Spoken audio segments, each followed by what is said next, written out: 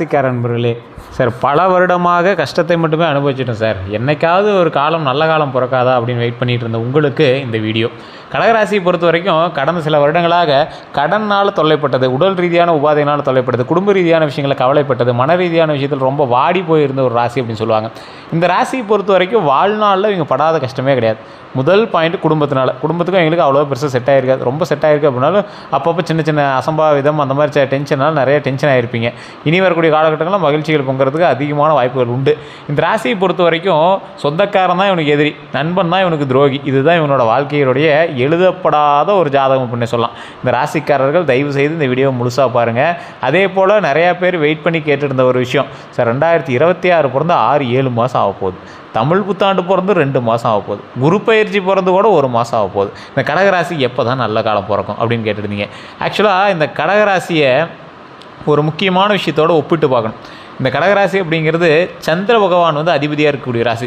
சந்திர பகவான் எந்த இடத்துல இருக்காங்களோ அவங்களுக்கும் தாய்க்கும் அடிக்கடி இப்போ சண்டை சச்சரவுகள், தாயினால் டென்ஷனு, இந்த மாதிரி விஷயங்கள் அப்பப்போ ஏற்படும் இந்த கடகராசியை பொறுத்த வரைக்கும். அதே போல் இவங்க போய் சேரணும்னு நினச்சாலும் தாய் வந்து கொஞ்சம் அப்பப்போ கொஞ்சம் விலகி தான் உங்கள்கிட்ட இருந்திருப்பாங்க. ஒரு காலகட்டத்தில் சேர்ந்துக்குவீங்க.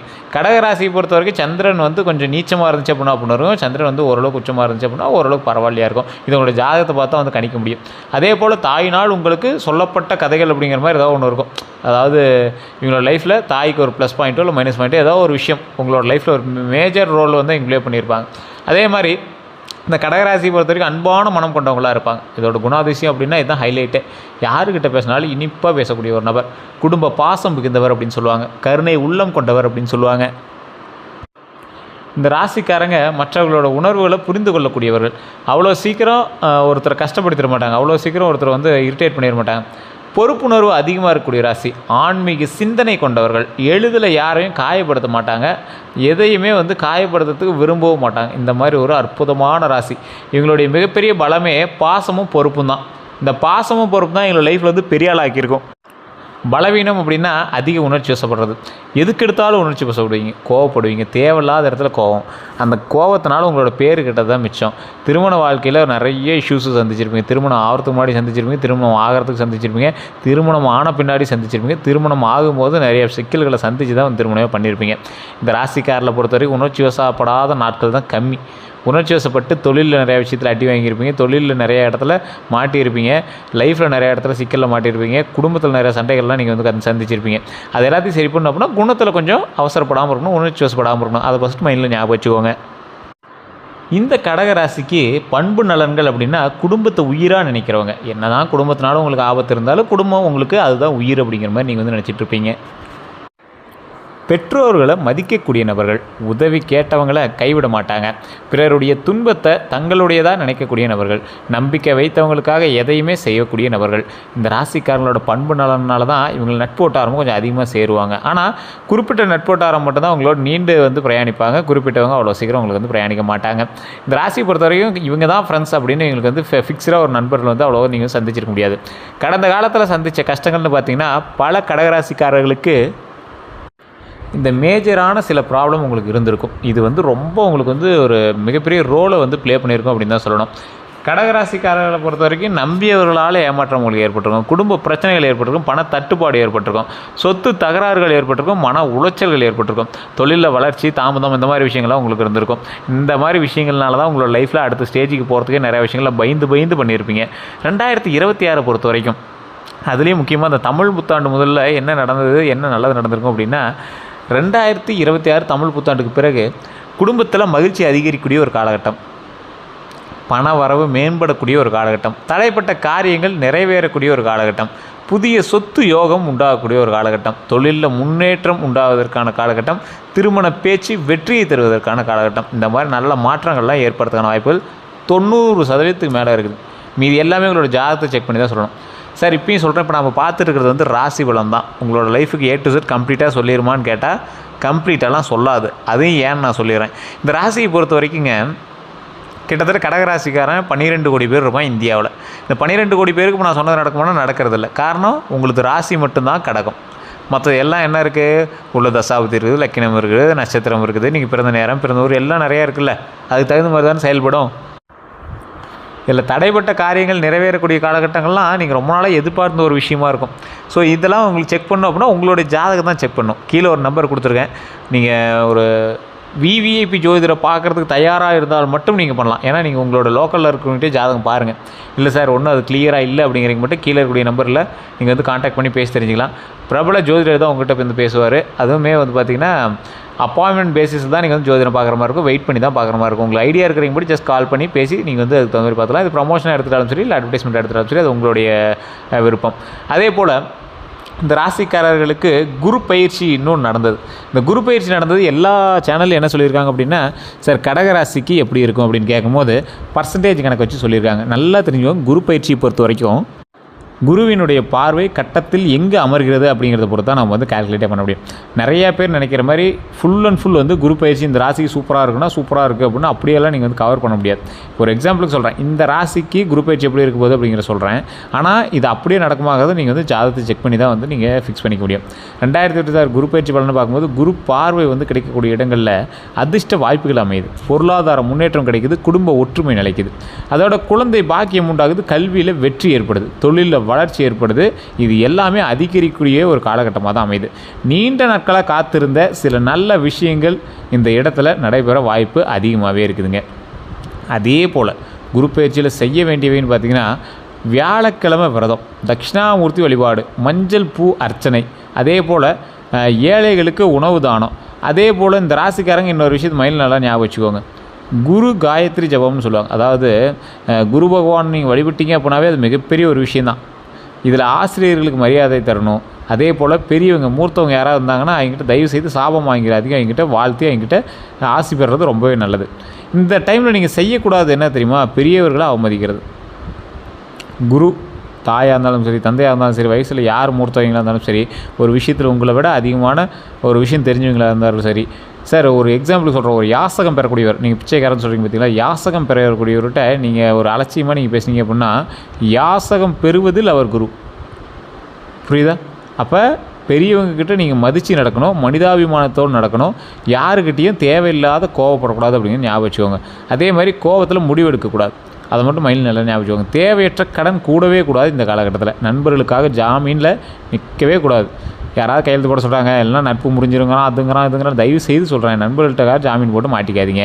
இது இந்த ராசிக்கே உண்டான ஒரு மிகப்பெரிய ஒரு விஷயம். தயவு செய்து அதில் மாட்டிக்காதீங்க. அவன் சண்டை போட்டு உங்களுக்கு நட்பே இல்லைனாலும் பரவாயில்ல, நீங்கள் அதில் மாட்டிக்காதீங்க. குடும்ப உறுப்பினர்களை புறக்கணிக்கிறது. குடும்ப உறுப்பினர்களை புறக்கணிக்கிறது அப்படின்னா தேவையில்லாத குடும்ப உறுப்பினர்கள்ட்ட ஒரு சண்டை போட்டுக்கிறது, அதுக்காக அது இதுன்னு மாற்றி பேசுகிறது, இந்த மாதிரி விஷயங்கள்லேருந்து கொஞ்சம் விலகி இருக்கிறது ரொம்பவே நல்லதுங்க. செய்வினை பில்லி சுனியை போன்றவெல்லாம் இந்த ராசிக்கு பழிக்குமானா, ஆன்மீக மரபுகளின்படி மன உறுதி குறைந்திருக்கும் போது பயம் அதிகமாக தோன்றுங்க. கடவுள் நம்பிக்கை, நல்ல செயல்கள் மற்றும் நேர்மை சிந்தனை மன வலிமையை அதிகரிக்கும் அப்படிங்கிறது ஞாபகம் வச்சுக்கோங்க. எந்தவித எதிர்மறை சக்திகளையும் விட மன உறுதி மற்றும் தன்னம்பிக்கை மிகப்பெரிய பாதுகாப்பு. அதனால் குலதெய்வ கோயிலுக்கு போயிட்டு வாங்க. எது இருந்தாலும் கொஞ்சம் கான்ஃபிடென்ட்டாக இருந்தீங்க அப்படின்னா இந்த ராசிக்கு செல்லுபடியாகும். அதே போல் இந்த செய்வினை பில்லி சுனியெல்லாம் இந்த ராசிக்கு ஒரு 50% தான் செல்லுபடியாகும். மீதி இருக்கிற 50% தான் வந்து பார்த்திங்கன்னா உங்கள் சிம்டம்ஸ் ஏதாவது தெரியுதான்னு பாருங்கள். என்ன சார் சிம்டம்ஸ்னு கேட்டிங்கன்னா, உங்களோட தொழிலில் ஏதாவது தடை ஏற்படுதா, தேவையில்லாமல் உங்களுக்கு டயர்ட்னஸ் ஆகுதா, வண்டி வாகனங்கள் தேவையில்லாமல் பழுதடையுதா, இல்லை வீட்டுக்கிட்ட அடிக்கடி கருவண்டுகள் சுற்றுதா, அது பாருங்கள். இதெல்லாம் வந்து நீங்கள் டெஸ்ட் பண்ணிங்க அப்படின்னா அதை வச்சு உங்களுக்கு ஏதாவது செஞ்சுருக்காங்களான்னு தெரிஞ்சுக்கலாம். அது எப்படி சார் விளக்குறது அப்படின்னா, குலதெய்வ கோயிலுக்கு போயிட்டு வாங்க, இல்லைனா கீழே இருக்கக்கூடிய நம்பருக்கு நீங்கள் வந்து ஃபோன் பண்ணி அதன் மூலமாக நீங்கள் வந்து தெரிஞ்சுக்கலாம்.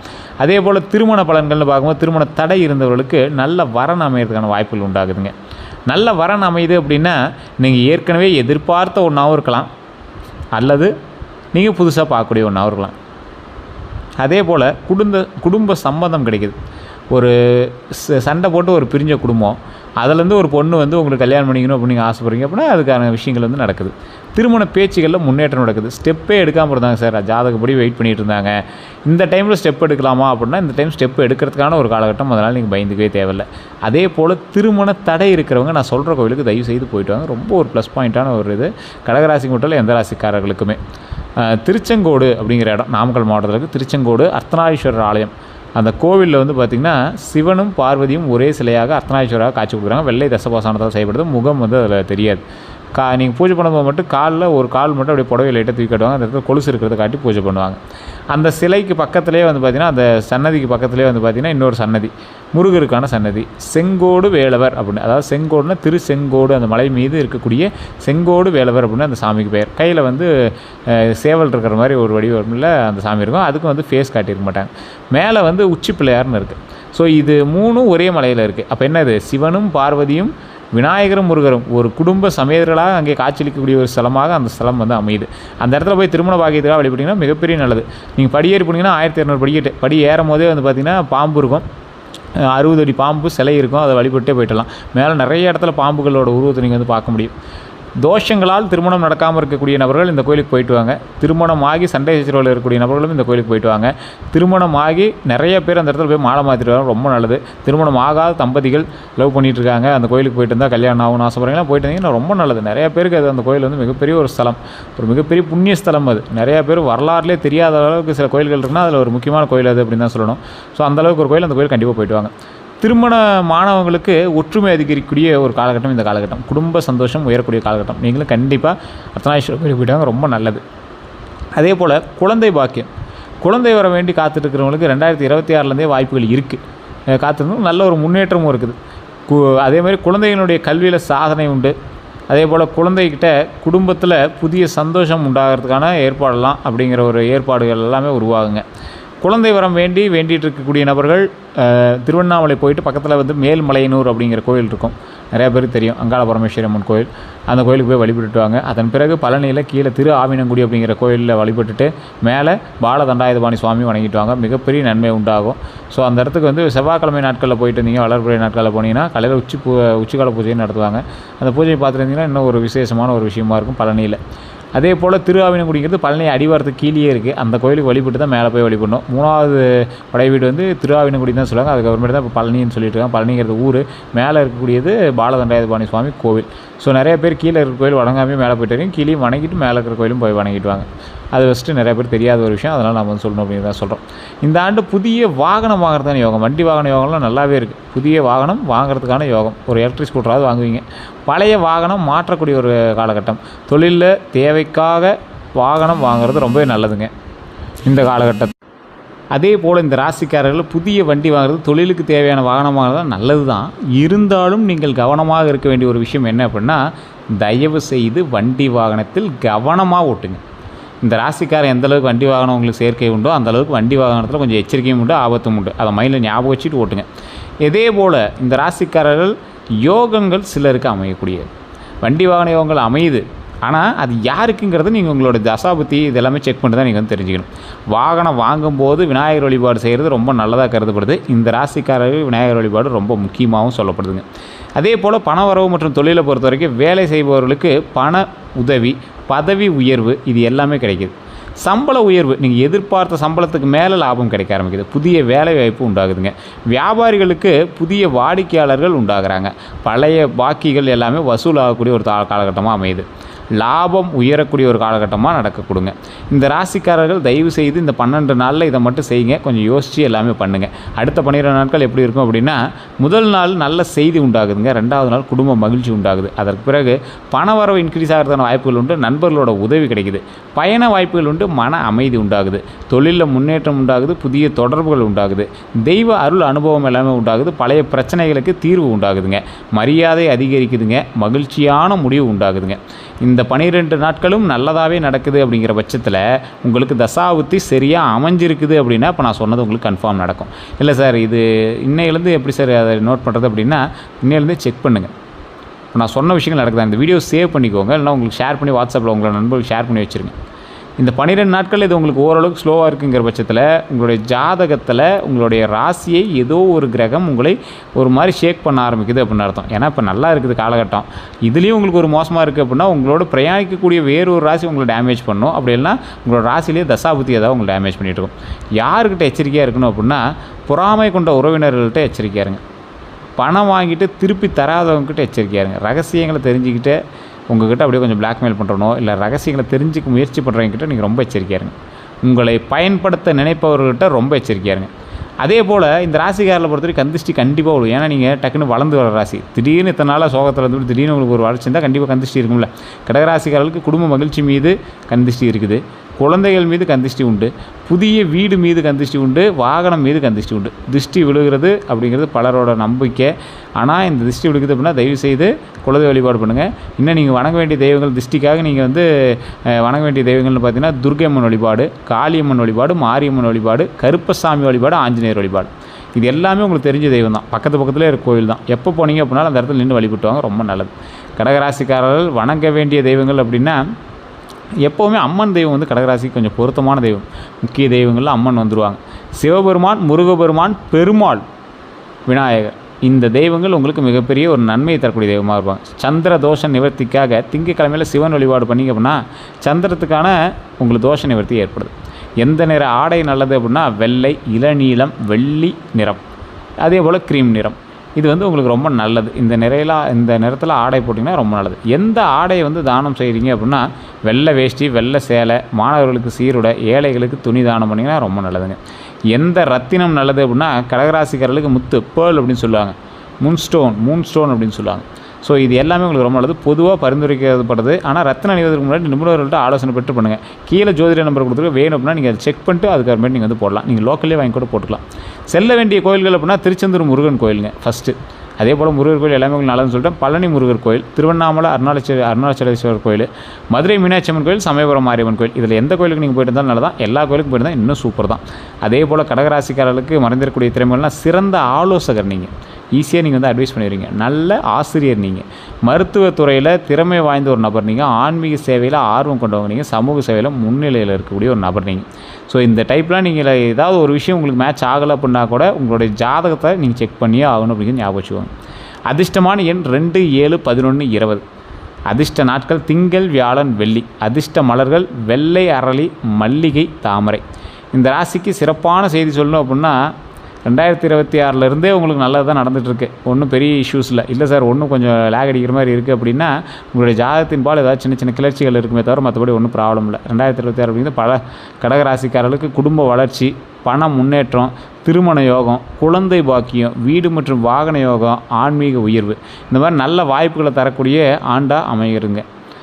பொறுமையோடு தொடர்ந்து முயற்சி செஞ்சீங்க அப்படின்னா கடகராசிக்காரர்களுக்கு 2026 வாழ்க்கையில் பல முக்கிய ஆசைகள் நிறைவேறக்கூடிய காலமாக அமையுங்க. இந்த ராசிகளுக்கு தயவுசெய்து நான் சொல்கிற ஒரு பாயிண்ட் நோட் பண்ணிக்கோங்க. கடகராசியை பொறுத்த வரைக்கும் அவசரத்தினால நிறைய விஷயத்தை மாட்டிகிட்டு இருக்கீங்க. தயவுசெய்து கொஞ்சம் பொறுமையாக நிதானமாக இருங்க. அதே போல் எப்போ ஃப்ரீயாக இருந்தீங்கனாலும் விநாயகர் வழிபாடு பண்ணுங்கள். ஓம் விநாயகரே போற்றி, ஓம் விநாயகரே போற்றி, ஓம் விநாயகரே போற்றி அப்படின்னு வழிபட்டீங்க அப்படின்னா உங்களுடைய பிரச்சனைகள் சால்வ் ஆகிறதுக்கு மிகப்பெரிய உறுதுணையாக இருப்பார். அதே போல் உங்களுடைய ஒரு கேள்விகள் ஏதாவது இருக்கும், நம்ம சொன்ன விஷயத்தில் உங்களுக்கு ஏதாவது உண்மைகள் இருந்தது அப்படின்னா மறக்காமல் உண்மையாக இருந்தது அப்படின்னா உண்மைன்னு கமெண்ட் பண்ணுங்கள். இல்லை ஏதாவது கேள்விகள் இருந்ததுன்னா மறக்காம கமெண்ட் செக்ஷனில் பதிவிடுங்க. கண்டிப்பாக அது உங்களோட நண்பர்களுக்கு பகிருங்க. இதுவரை நம்ம சேனலை சப்ஸ்கிரைப் பண்ணாமல் தான் சப்ஸ்கிரைப் பண்ணிக்கோங்க. பக்கத்தில் பெல் பட்டன் மறக்காமல் ப்ரெஸ் பண்ணிக்கோங்க. நிறைய பேர் வந்து நம்ம சேனலை ஃபாலோ பண்ண பார்த்துருக்கீங்க, ஃபேஸ்புக்கில் ஃபாலோ பண்ண பார்த்துருக்கீங்க, யூடியூப்லாம் சப்ஸ்கிரைப் பண்ண பார்த்துருக்கீங்க. நீங்கள் சப்ஸ்கிரைப் பண்ணிங்க அப்படின்னா தான் அடுத்த வீடியோக்கள் எங்களுக்கு போட தோணும், அதோட தகவல் எல்லாமே எங்களுக்கு சொல்ல தரும். நான் சொன்னது உண்மையாக அப்படின்னு மறக்காம கமெண்ட் செக்ஷனில் பதிவிடுங்க. எல்லோருக்கும்